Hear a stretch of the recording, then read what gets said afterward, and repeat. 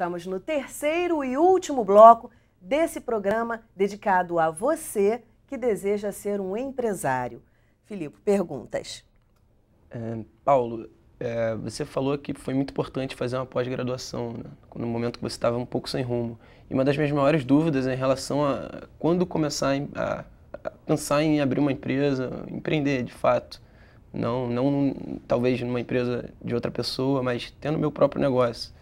E você teria, assim, alguma idade, assim, que você acha que... Porque, por exemplo, se eu for muito jovem, eu acredito que vai ser mais difícil começar, porque eu não vou passar tanta credibilidade em relação ao meu conhecimento, a não ser que eu me venda muito bem, que eu faça não sei, um marketing pessoal talvez muito bom.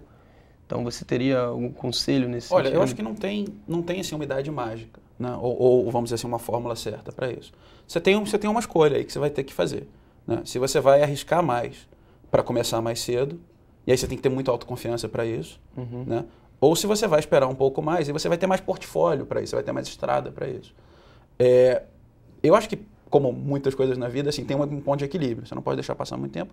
Talvez nem começar muito cedo também. Senão você queima essa etapa e fica muito mais difícil recomeçar, né? Eu acho que depende muito de você se entender, né? Como é que eu estou? Estou preparado? Me sinto bem para isso? Entendo o mercado? Né? Sei como é que isso funciona? Posso entrar e fazer bem feito? Se eu posso entrar e fazer bem feito, eu vou lá e me vendo, né? Tranquilamente. Então, acho que é isso. Assim, é você entender como é que você está se sentindo em relação a isso, quais são suas habilidades em comparação a quem já está ali e o que você pode aportar de novo. Geraldo. Eu concordo com o Paulo.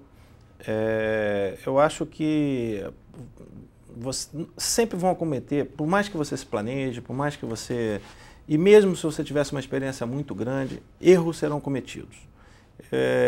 E você tem que estar preparado para superar esses erros, essas coisas que você vai fazer e que não irá dar certo. Você vai planejar, vai pensar que vai estar indo naquela direção e no final você vai ver que você foi para uma direção totalmente diferente. Aí você vai se perguntar, gente, o que eu fiz, né?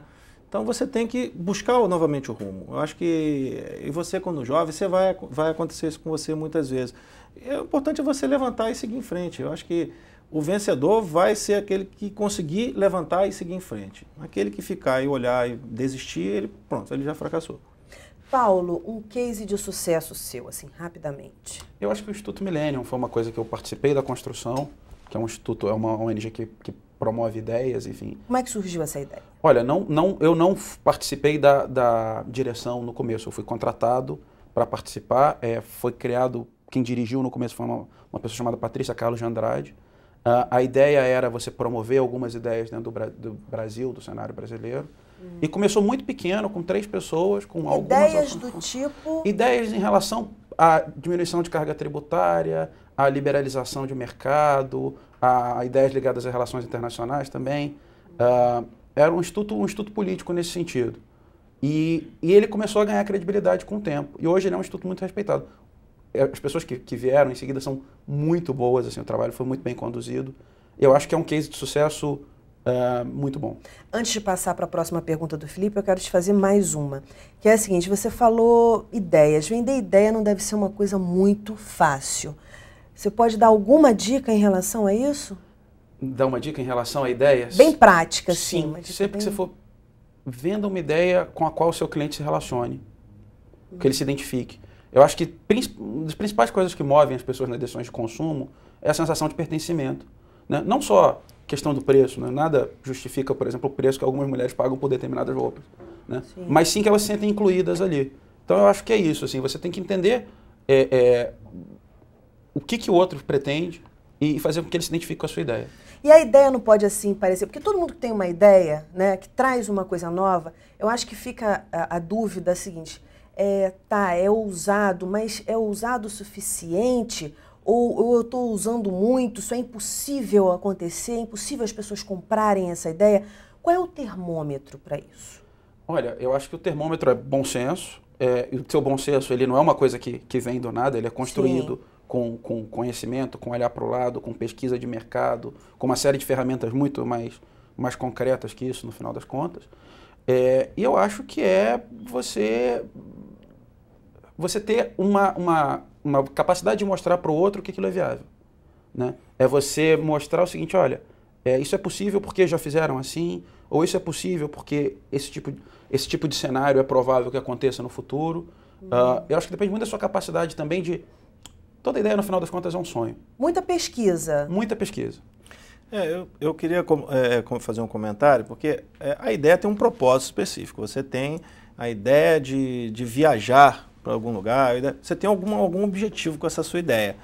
Né? Eu acho que o que o Paulo falou é exatamente isso. Se você conseguir fazer com que o cliente perceba que você pode colocá-lo dentro dessa ideia, você faça ele imaginar, né, que ele está vivenciando aquela ideia sendo proporcionada por você.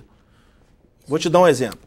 Um exemplo simples. Você vai chegar numa indecisão sobre, evidente, não é uma ideia, é um produto, sobre um sofá num determinado local. Aí você não sabe se vai levar ou não vai levar, e aí o vendedor fala para você, pô, como é que é a sua sala, como é que não é? Imagine esse sofá na sua sala. Aí você, inconscientemente, te leva para a sua sala, você coloca esse sofá lá e você vê que ele ficou ótimo, maravilhoso. Então, na verdade, você transpôs um produto para uma ideia, trouxe para a mente dele, e ele imaginou, ele conseguiu imaginar, porque aquilo tudo está na cabeça dele, a sala dele, tudo mais, ele conseguiu visualizar, e aquela ideia se transformou num negócio, se transformou numa venda. Então, vender ideia, na verdade, você tem que tangibilizar ela de alguma maneira. Isso é muito importante. Tangibilizar é transformar ela mais... Ele tem que tentar pegar essa ideia. Sim, mas na prática. Na prática. Por isso, quando eu perguntei a ele, eu falei assim, na prática, né? Fica mais fácil para as pessoas visualizarem. Filipe, próxima pergunta. Quero saber do Geraldo, assim, quando você sai de um emprego no qual você é um empregado da empresa e você passa por uma função de liderança, onde você é o chefe ali, você determina o rumo da empresa e tudo, é muito difícil separar assim a sua vida pessoal da profissional e a relação com a qual você vai levar com os seus funcionários e tudo isso? Olha, eu acho que você tem que aprender a separar as coisas sempre, não confundir a questão do trabalho com a sua vida pessoal. É difícil, mas é um exercício. Né? Você não pode... Você age de acordo com o ambiente. O seu comportamento é de acordo com o ambiente que você está. Então, se você está no trabalho, você tem um determinado comportamento. Se você, evidentemente, você está jogando futebol com alguém, o comportamento seu mudou. Você é a mesma pessoa. Né? Então, eu acho que isso é um exercício. Se você conseguir exercitar isso bem, você não vai levar problema do trabalho para casa ou misturar os seus outros problemas pessoais com os problemas que existem dentro da empresa. Né? Eu acho que esse é um exercício pessoal, isso é um trabalho pessoal. Próxima pergunta. Paulo, você já tentou abrir algum negócio que não deu certo? Olha, já. Quando eu estava na faculdade, eu tentei, junto com mais alguns amigos, montar uma empresa que, por incrível que pareça, trabalhava com o que eu trabalho hoje, né? Uma consultoria em comunicação. E foi muito complicado, porque eram todos muito jovens, todos muito inexperientes, alguns de várias áreas diferentes, assim. E acabou que a gente não conseguiu concluir. Né? Foi muito tempo de trabalho ali, pensando na marca, pensando como é que a gente ia se vender e tal, mas em algum momento a coisa, enfim, por questões vamos dizer assim, humanas, a coisa desandou e não deu certo. Então, isso foi uma das minhas experiências frustradas. Assim.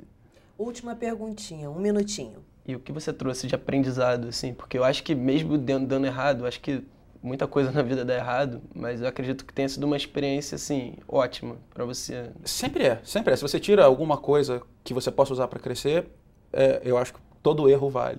Né? Eu acho que tem uma coisa muito engraçada que a gente trabalha na área de educação, é que a gente prepara as pessoas para não errar. Né? Toda escola é feita para você não errar, a universidade é feita para você não errar, e você aprende errando. Né? Nesse caso, eu aprendi o seguinte, quando você for fazer alguma coisa, você tem que fazer direito. Você tem que mergulhar de cabeça, você tem que se envolver. Eu acho que um dos problemas foi que as pessoas não se envolveram, eu incluso, como deveriam. E isso foi uma coisa que eu levei para qualquer outro projeto que eu vou fazer depois. Assim.